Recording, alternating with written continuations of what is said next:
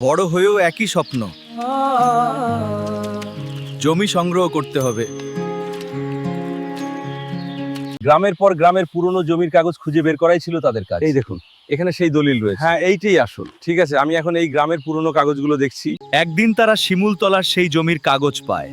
নিলয় বলে, এই জমিটি অঞ্জনকে দাও। এই জমিটা আমরা দুজনে ভাগ করে নেব। দাদা, এই জমিটা আমাদের পূর্বপুরুষের।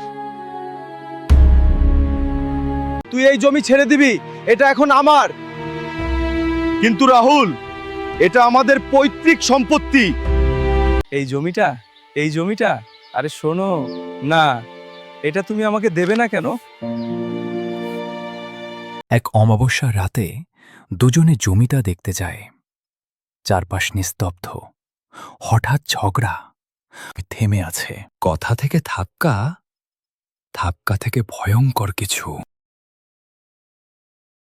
নিলয়,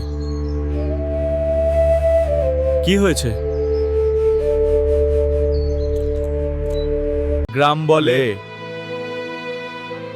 দুর্ঘটনা, রাহুল বলে আমি জানি না। জমির মাটি সব জান।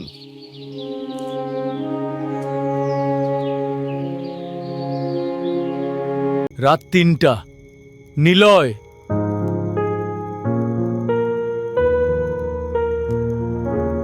মাটির গন্ধ, এ তো চায়ের গন্ধ না। এ তো মাটি। কাগজে হঠাৎ ভেজা দাগ, যেন কাদা লেগে আছে। এক রাত এসে শুনতে পায় ফিস ফিস করে কেউ বলছে, বন্ধু, আমি ফিরেছি। নিলয়ের আত্মা সহজে যায়নি।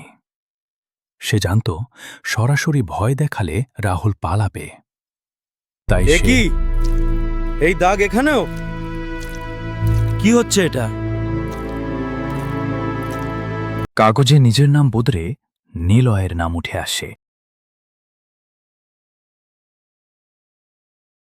গ্রামবাসীরা রাহুলকে দেখলে বলে, তোর পেছনে কেউ দাঁড়িয়ে আছে। রাহুল ধীরে ধীরে পাগল হতে থাকে।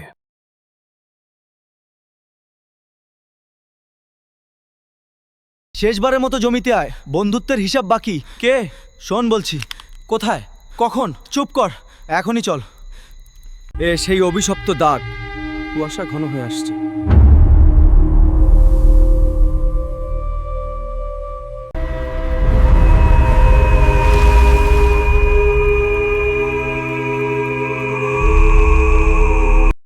নিলয় বলে, জমি চেয়েছিলি, নে, কিন্তু আমার সাথে। তোকে নিয়ে যাব।